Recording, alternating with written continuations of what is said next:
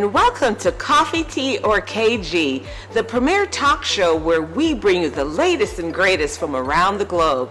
Today we've got something truly special for all you sports enthusiasts out there.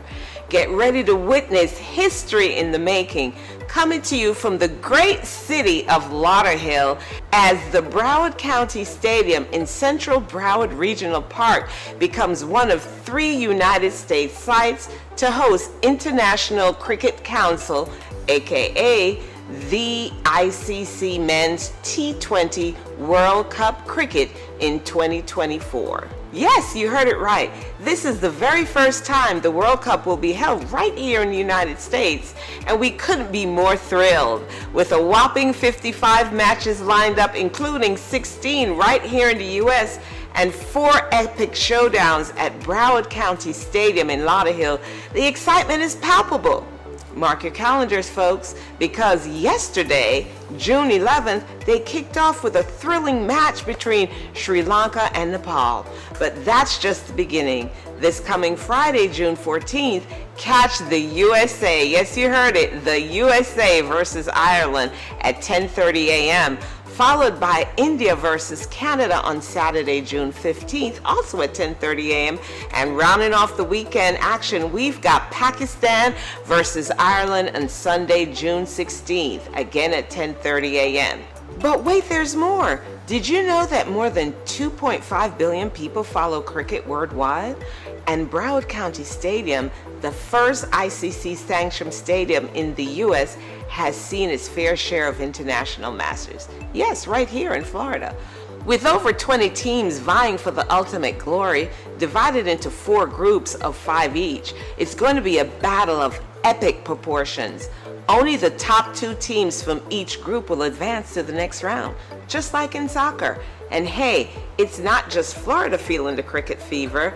Eisenhower Park in Nassau County, New York, and Grand Prairie Stadium in Dallas, Texas are also set to host this year's tournament. So buckle up, folks, because the ICC Men's T20 World Cup Cricket is about to take the United States by storm. And you don't want to miss a single moment of the action. Stay tuned for more updates, interviews, and exclusive insights right here on our show. In studio with us right here at Coffee, Tea, or KG to give us more insight on cricket is Glenn Joseph. He actually played in one of the first cricket matches in the country way back, but he's here to share his knowledge and his insight and give us a little background information on the game. I myself grew up in Brooklyn. I know very little about cricket, but I'm from Jamaica. I can't wait to share all of that knowledge with you. So stay tuned. We'll be right back. And we have a very special guest with us today. Glenn Joseph is the chairman of the board of the Caribbean American Chamber of Commerce right here in South Florida, which has a national reach. And he's also a former cricketer. And he's going to bring us some very, very interesting news about what's happening and taking place right here in South Florida. So, Glenn, we're breaking some news today. We're making history, aren't we? Yes, we are. World Cup cricket, T20 World Cup cricket, is a new version of cricket where you don't have to sit for 4 or 5 days to look at a game and find a result. It's T20 because each team has 20 overs that they will bowl and bat, and whoever scores the most runs in that time win. There happens to be a process if there's a draw at that time, as it was in the Pakistan USA game. So they went to this quick over, and the USA won. Okay. Creating history. Actually. Creating history. And I hear USA is on the verge of what? Maybe getting into the finals, quarterfinals. Yeah. So explain to people, see, yes, I'm an island girl, but I lived in the States from I was 9. So I know baseball. So I see similarities, but when you say over and under, the only thing I know about cricket is wicket, ball, and bat. So explain to all of these Americans that didn't even know there was a USA team, what the basics are. What does over mean? Each over comprises of 6 balls. and you have a wicket that's about, That's the thing that they see. Yeah, the pitch. It's called a pitch. Okay. And the pitch is there, and you have 6 stumps, 3 on each side. And the objective A is... stump is like a base? Or? Three sticks. Okay. So 3 sticks with 2 covers on each side. Okay. And the object is to get the ball that you're bowling from this over past the batsman and hitting the stumps, or having him play a shot that ends up being caught by somebody in one of the field placements. Because you have 11 players, so you have, when on the fielding side, you have the wicket keeper who's behind there. You have 3 slips. He's like the catcher, if we had to make an analogy. Yeah, an analogy, yeah, because Yeah. he can do different things. And then you have the 3 slips. Then you might have a 4th slip, depending on what's going on. You have a silly mid on, a silly mid off. And you have outfielders, what you would call outfielders, which is deep. So if the ball gets hit back there, and if they catch it, is he out like in this? He out. Oh, okay. So if you bowl and you hit the ball hard and high, as we will see during this tournament, there are a lot of high, hard hit balls, not many of them caught, because they go for 6. Now, let me explain that. When you play the ball, if the object is to run, the 2 batsmen, right? So run from here to the other one without getting your stump knocked down, because then you'll be run out. Oh. Now, if you can get it deeper than that or quicker than that, you get what's called a 4, which the umpire will wave his hand like this.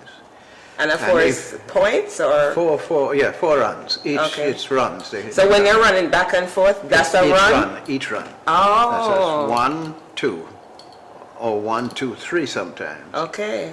But when they hit the 4, it's because they've been able to place the ball between where the fielders are with enough speed that it gets to the boundary, and that's 4. Like a home run almost. Equivalent, if to help, the equivalent of help the home that run. don't know understand a little The bit. equivalent of the home run would be the 6. Okay, got it. Because that goes straight from the bat all the way into the stands, and the umpire does his hand like this. Oh. So that's 6. And that's automatic That's 6 4. points? Yeah, 6, Wow. 6 runs. Nice, nice, nice. So it starts today, and it's at the regional park in the wonderful city of Lauderhill. I have to say that because I live in Lauderhill. I don't have to, but I live in Lauderhill, so I have to big up Lauderhill and the Central Broward Regional Park. Any famous cricketers are going to be there? I heard Lawrence Rowe might make an appearance, and tell us a little bit about him. Lawrence Rowe is one of the classiest batsmen that the West Indies has ever had. And he's from where? He's from Jamaica, where Okay. you're from, obviously. And you're from Trinidad. I know we have some great players from Trinidad as well. As well, yeah. And he had to retire from cricket early because he had a problem with his eyes. Okay. Okay, he got, I don't remember what he got hit on, but he had a problem with his eyes, and so. But when you saw Lawrence bat, it was one of the prettiest things you could ever see on a cricket field. Like poetry in motion. He had the strokes, he had the imaginary. You could think of it, and he had it. Wow, wow, wow. So he's a legend in our, and he's a living legend. He's and a living legend. Right here in South He's right Florida. here So in South Florida. try and go to the games. The games start today. Yes. There's what is it the first game or? That's the first of 4 games. And they're gonna have a party zone and a kids zone. So if you can make it, look up cricket, Lauderhill, Florida. The World Cup first time here, making history in the USA, and try and go. However, there's something called a fan park. Oh. And tomorrow evening, there's going to be one of those fan parks at the stadium, which is free. And rumor has it that there'll be some big name artists making guest appearances. Oh, okay. So, that's tomorrow evening. So we need to run out there and meet these big name artists. So. And that's because the West Indies is playing New Zealand tomorrow. Oh. And that is a fan park is to provide people with an opportunity to look at the game and have some fun. Oh, If you're okay. familiar with the game at all, when it's played throughout the world, all around the stadium you have fans, but there's this one section of the stadium that has fans with steel pans, with all kinds of instruments that really keep a lively. So they're partying while the game is going Of on? course, they're not playing. That's fun. That's the fun part of it. Well, thank you so much for giving us that little lesson on cricket, and we look forward to seeing people there. It ends Saturday or Sunday, I believe? Sunday. And Sunday, so come on out and see the games, enjoy it, and get to know cricket and get to know World Cup. We'll see you shortly. We have a special guest in studio with us today, and this is part one of a series that we're doing with Anthony Weeks. He is the ambassador to Taiwan from the U.S. Virgin Islands, and he is the founder of our Kalalua Alliance Media Network, and also the founder and CEO of SETI Case. Thank you, Karen, for having me today. I'm glad that you're here. Now, Mr. Weeks has so much information to share with us. There's so much going on in our local area, and it's all about your big announcements, telling us more about what the meaning and the depth of Kalalua Alliance Network and everything that SETI Case brings to our local economy and the people of South Florida and the U.S. Virgin Islands. So the floor is yours. Absolutely. There's a lot to unpack in terms of a lot of what you said, and certainly we are truly excited about our rollout and the setup of our operations here in South Florida. We are looking at multiple verticals of opportunities, but let me just lay the foundation for a second. Okay. The impetus for what we are doing is how do we better create and strengthen trade commerce regionally. The U.S. Virgin Islands, we are the U.S. in the Caribbean. Obviously, we're not part of the contiguous United 50 States. states, right. And so the question becomes, what is the value add and value proposition for what the Virgin Islands represent uniquely as a U.S. territory, but more important as a Caribbean island neighbor with the rest of the island countries in the archipelago. And so, And when you say regionally, are you including Central and South America? Yes. And, okay. yes, so obviously, when you think of the region, you say the Americas. Correct. Right? But the America encompasses North America, South America, and the Caribbean, Correct. which includes Central America. So yes, that's a good point. And so collectively, when you look at the Americas, we're talking really in excess of 1 billion people. That's staggering when you right, think about it. Right. And so, but then when you start looking at the fragmentation of the region, and you start getting into more of the independent sovereign state island countries, you have 35 to 40 different islands in the Caribbean, disjointed, Right. and not connected. And so the question becomes, how do we strengthen and create better cooperation and collaboration amongst ourselves? Because you can speak individually, but when you come together collectively, you have greater purchasing power, geopolitically and economically. And so historically, the U.S. Virgin Islands have, for a long time, have had, if you will, not really either not understand its role or understand its role, but choose not to really be more involved with the region. And the reason for that is because the rest of the Caribbean really don't see us as the Caribbean. They see us as the U.S. Yeah. Right? And I think we kind of somehow played into that. Congress, the U.S. Constitution, allow us as not a state but as a territory to participate in the Caribbean community, better known as CARICOM, as an observer. Both Puerto Rico and the U.S. Virgin Islands are observer in CARICOM, and we're not a member state. Member state. But we've been remiss. We have not, or should I say negligent, we have not been actively involved in CARICOM. And when you look at the issues that are affecting the region, I'm of the position and opinion that if you're not at the table, okay, and you're not part of the conversation, Then you're on the menu. right? And so, how do we change How do we change the narrative? How do we change the trajectory of that relationship geopolitically, economically? Is obviously we can observe in CARICOM because we're subject to the U.S. Multilateral, bilateral deals with foreign countries and region, and so therefore we have to operate within that confinement. And so the question is, how do we create a platform or a vehicle that allow us to have greater say and participation, and at the same time coexist with our neighbors? And so it was necessary from a macroeconomic and public policy position to create the Caribbean Americas single economy.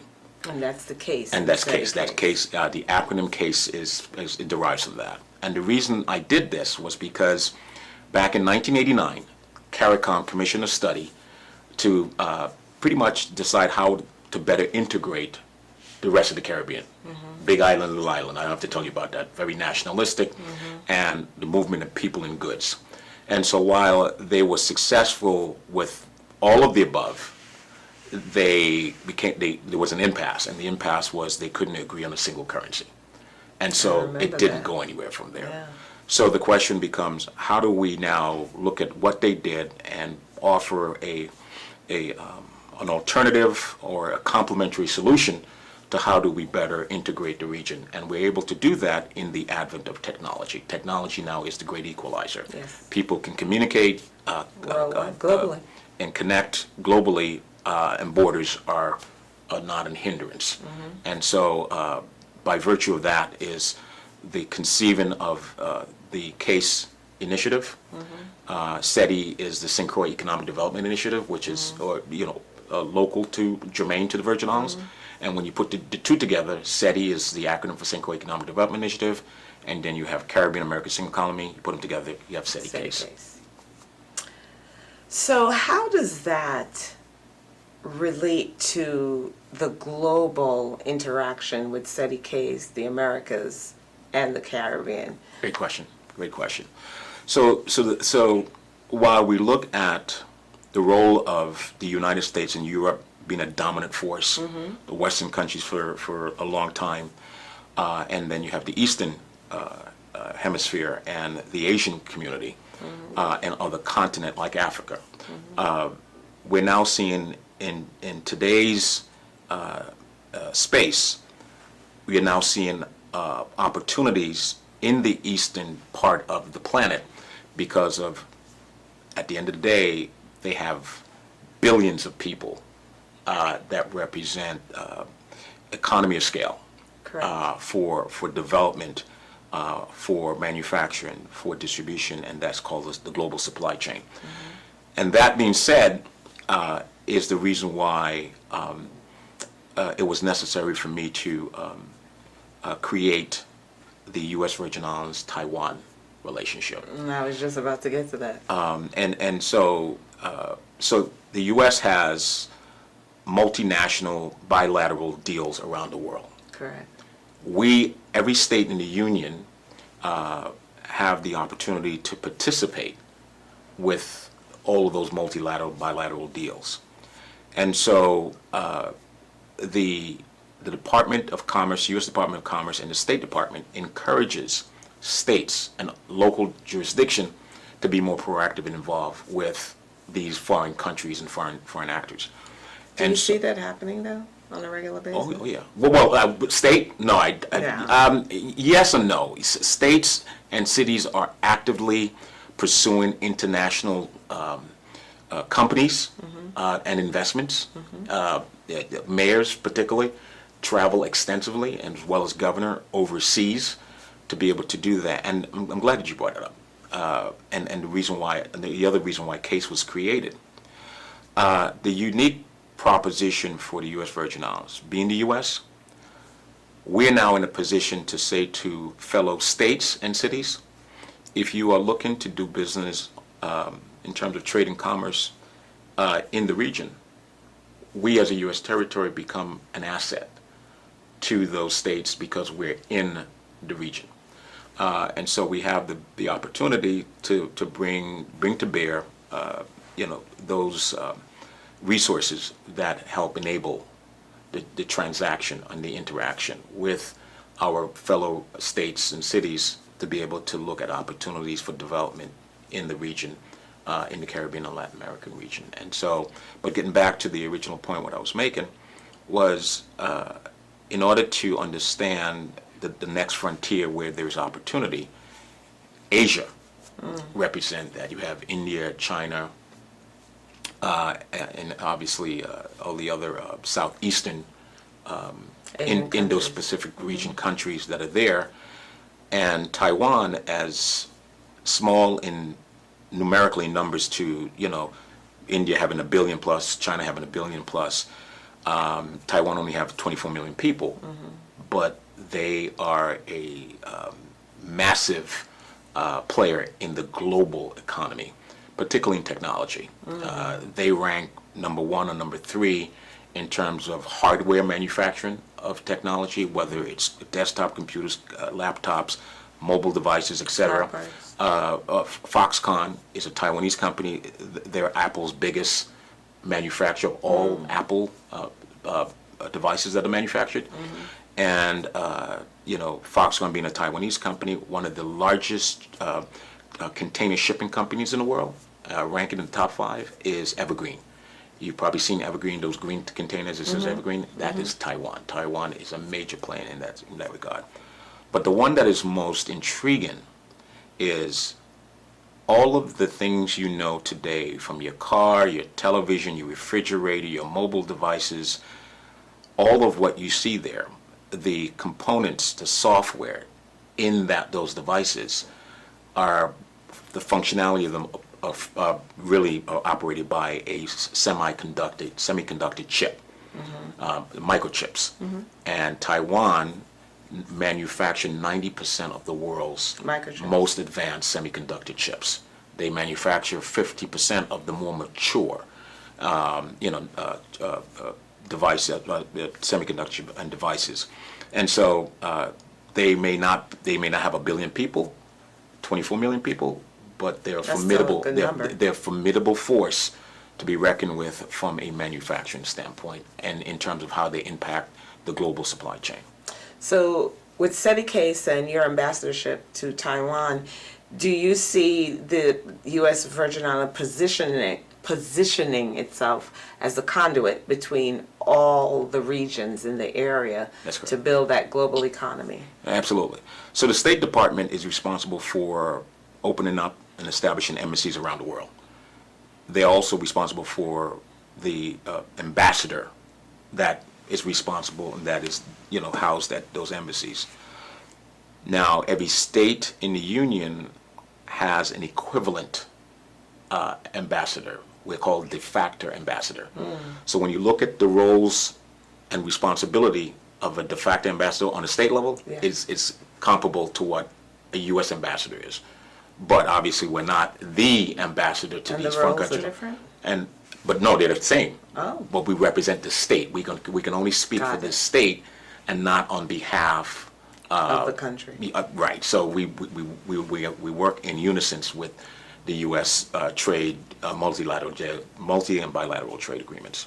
So we hear a lot in the U.S. about sister cities, like Miramar is a sister city to Belize, and I think Lauderhill or one of the other cities is a sister city to one of the cities in Jamaica.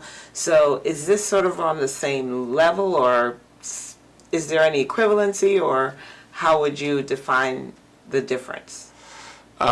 Yes, Sister Cities International, like you said, they're well-known, they're established, and it speaks to the spirit of cooperation, right? Between foreign, countries and companies doing business. So the dynamics of that speaks to similar to what we're talking about, and it works in conjunction with that.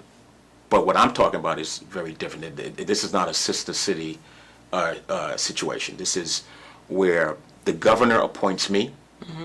It's an appointed position as the official special economic envoy, de facto ambassador to Taiwan in that case. So a sister city situation, that's a private sector thing. Chamber of Commerce, trade associations can create sister cities. It's not an official act. Okay. And so in my capacity, I am the diplomat for the U.S. Virgin, designated by the governor as the de facto ambassador to Taiwan. I don't know if that answered your question. It's sort of, but there's so much to unpack here. We're going to have to revisit this and talk more specific about each individual one's item so people have a better understanding. But you do have an announcement to share with everybody for this coming up December. Yep. And before I get to that, so we're now officially, in terms of when we talk about, because we're setting up partnerships and we're doing economic development starting from New England, coming all the way down to South Florida. Right. So we are building bridges, economic bridges between the U.S. Virgin Islands and the rest of the major markets on the eastern corridor of the country for the purpose of facilitating increasing better trade, international trade and commerce. On top of that, which I'll get to, finance and the role of technology. But before we get to that, I want to be able to say thank you publicly for being one of the Kalalua Alliance strategic partner, Alliance media partner, as a publicist, as a public relations expert, and in terms of just, from a marketing perspective, to be able to have you as team leader when it comes to one of our signature initiative called the Marketplace. Mm-hmm. And the Marketplace Florida will power your show that will premiere next week, which will be obviously live on television, live on radio on a weekly basis. And I'm excited because what you will be doing is championing, and you will be the platform to give this community, South Florida, a platform and a voice from a business perspective. Correct. There's no shortage of community news, social news, out there. This will be, a collection of all of the above. And so I'm looking forward to the conversations you're going to have with the decision makers, the movers and shakers, and folks that are regular folks who are living in their lives every day and that are impacted and are making pocketbook issues based on what's affecting their lives. And so the Marketplace, that's what the Marketplace is about, consumer and producers of the goods and services that we consume.